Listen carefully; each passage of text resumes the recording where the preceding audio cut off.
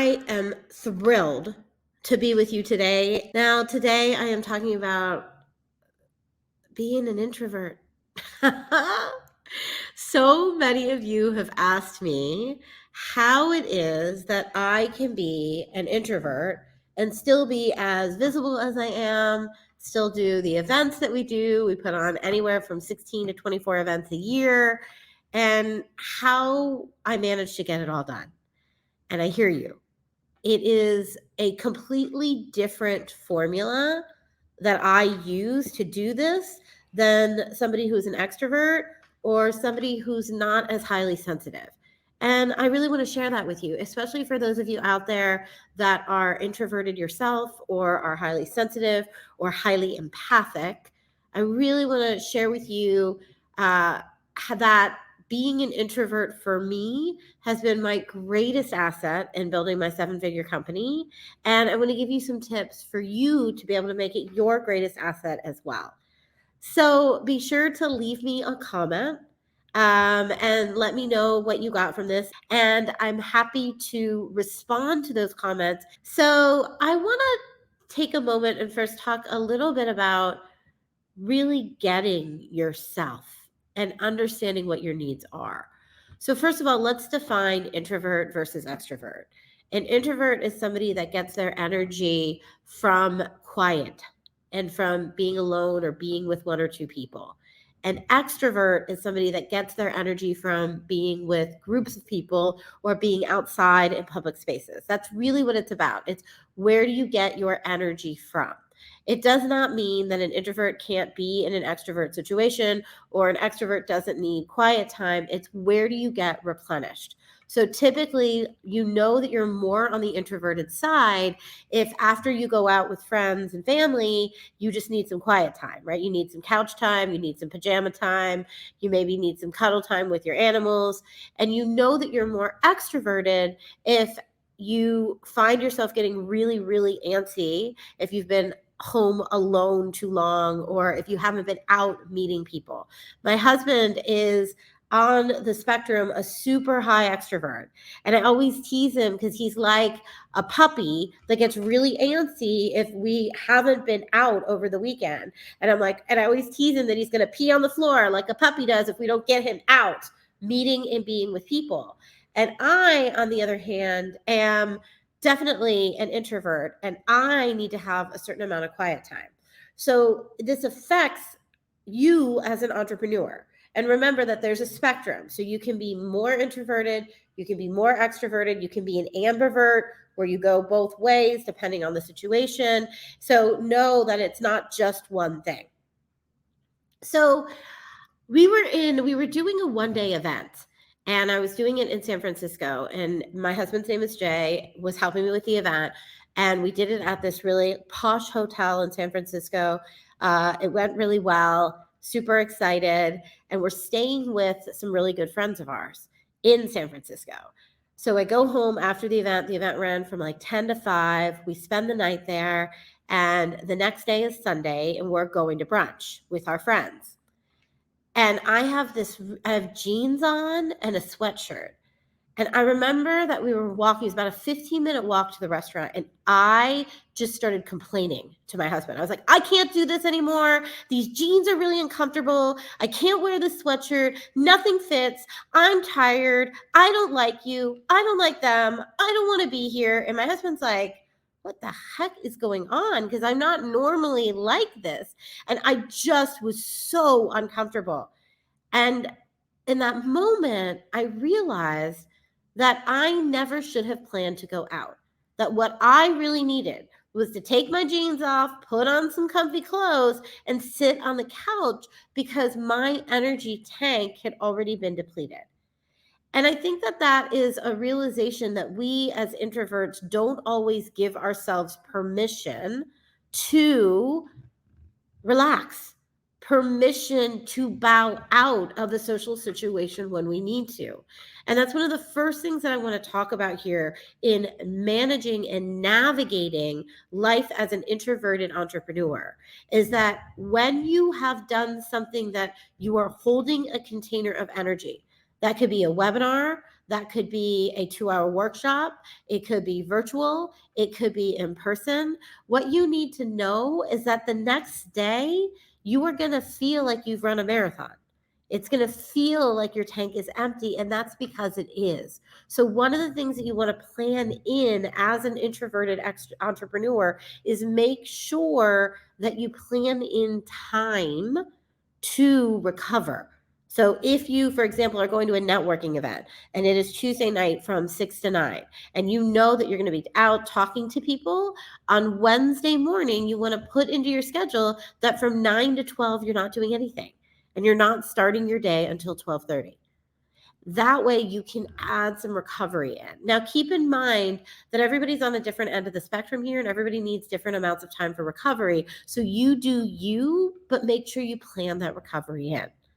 Now, I want to go over a couple steps here that I find that make this easier. And number one, it's recognizing your gift. So, as an introvert, we have gifts, and they're not gifts that are particularly applauded in society. So, it's important that we individually recognize them in ourselves. So, when I was younger, one of the things that there was one of the gifts that most of us have as introverts, especially many of us are also highly sensitive and highly empathic, is that we can feel other people's feelings. We can sense what's going on with other people before they even talk to us about it. And we can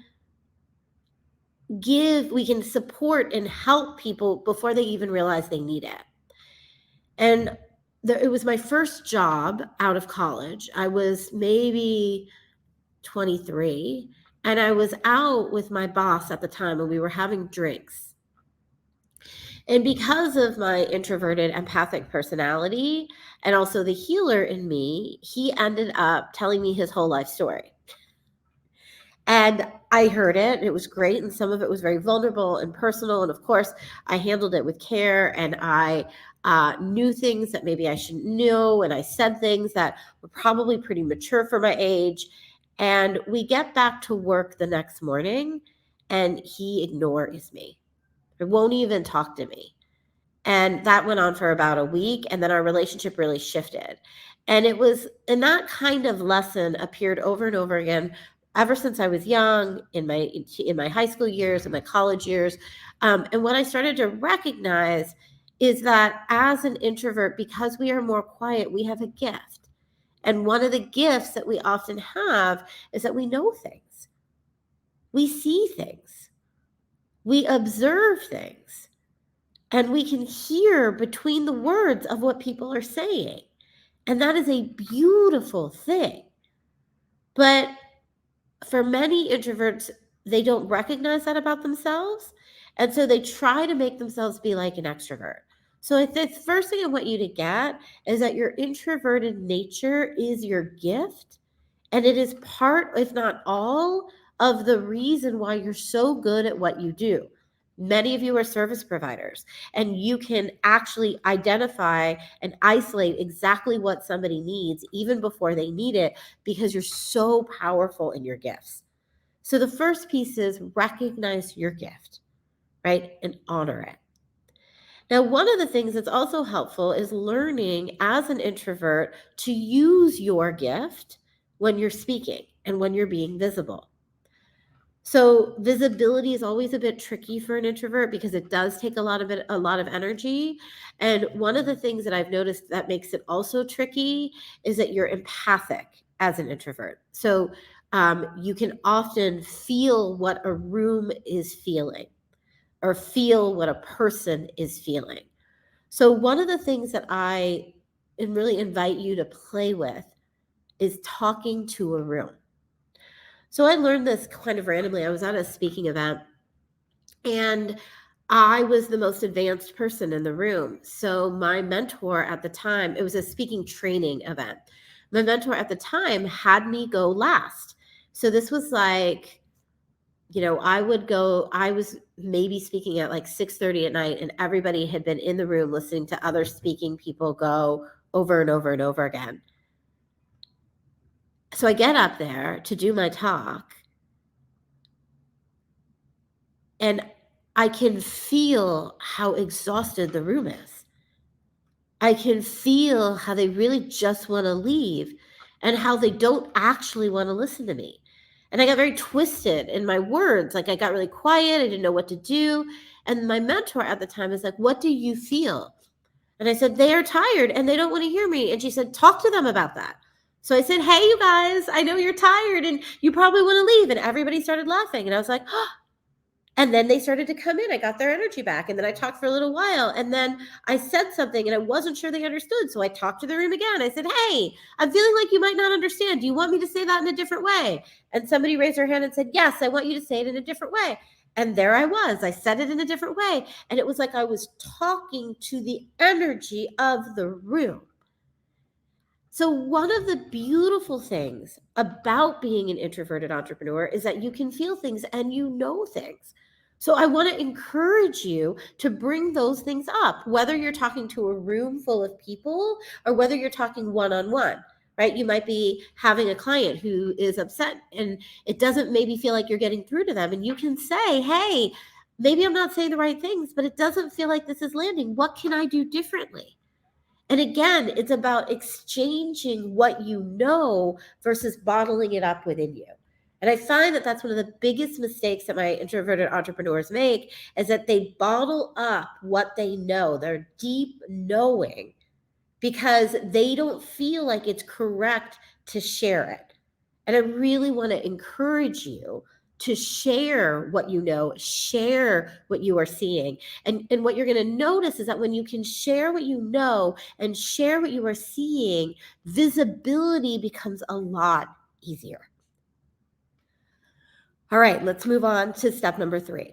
Now, this one is all about using your energy wisely versus using it in a way that does not support you.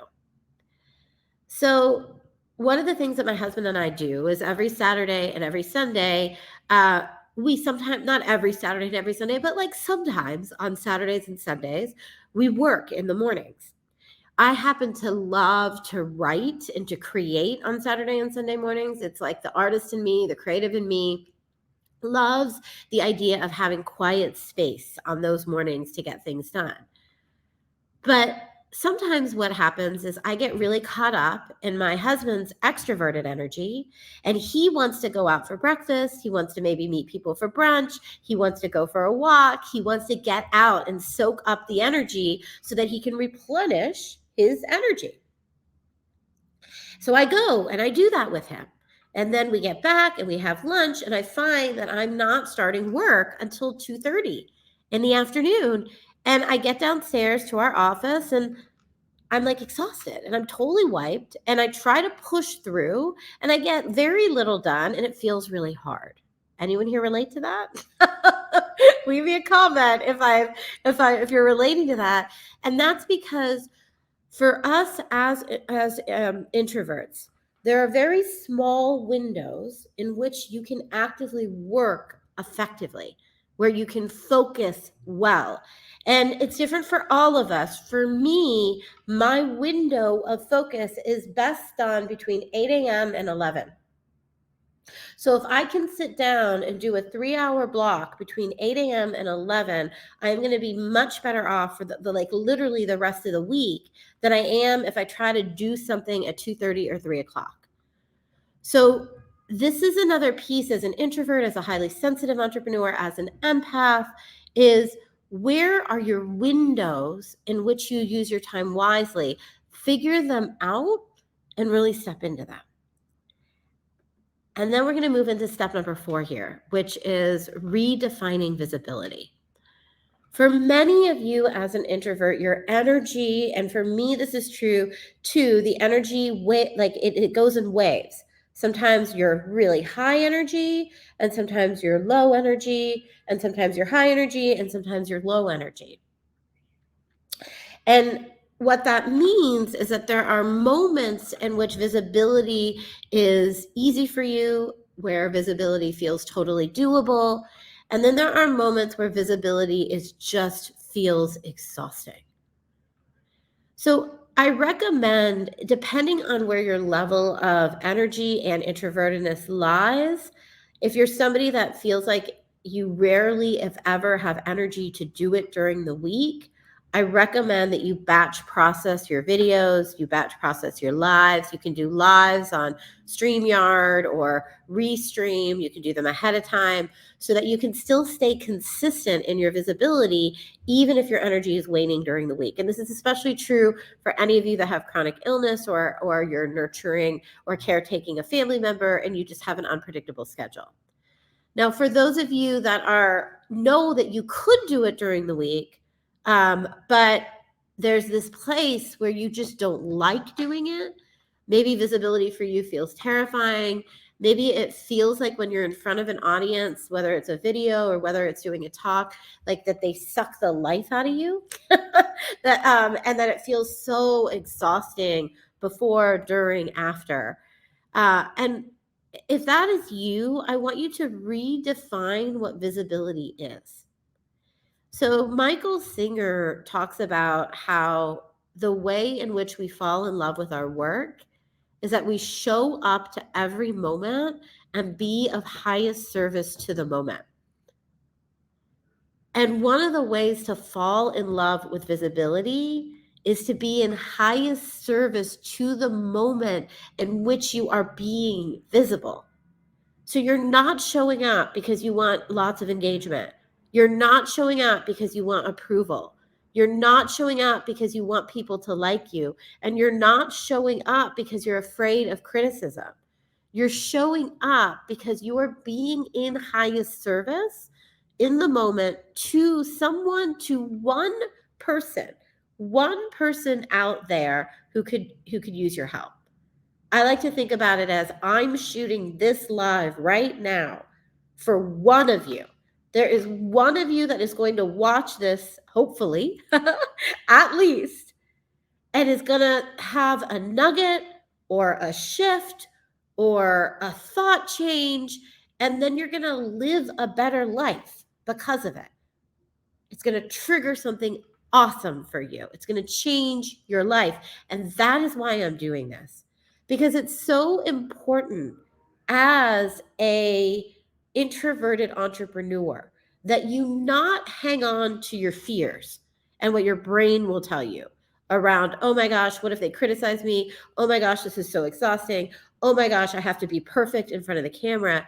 And instead, you have to be more committed to changing people's lives than you are committed to your fears. More committed to changing people's lives than you are committed to your fears. All right, guys, we are getting to the end here, and I don't want to keep you much longer. So here's what I want to summarize for a moment. First of all, remember that being an introverted entrepreneur is a gift, and you have really powerful gifts to share with the world. Things like seeing between the lines, knowing what people are feeling and thinking, and using that. Number two, remember to talk to the room. Use your gifts to be able to talk to the room and talk to the person in front of you. Number three, use your energy wisely. Choose the best time for you to be doing the work that you're doing. And remember that you're going to need rest and recovery after you do certain events. And make sure to put that in your calendar. And number four here is redefining visibility so that it means that you're stepping in to being of highest service in the moment and that you're changing the life of one individual, if not more. Okay, so if you liked what you saw on here, I really want to invite you to leave me a comment and let me know what you got from this. I always like to know what prompted a thought, or had you think about something differently, or tell me more about how you deal with being an introvert, because I'd love to see some comments for you. And thank you, everyone. Have an amazing rest of your day. Mwah. Bye, everyone.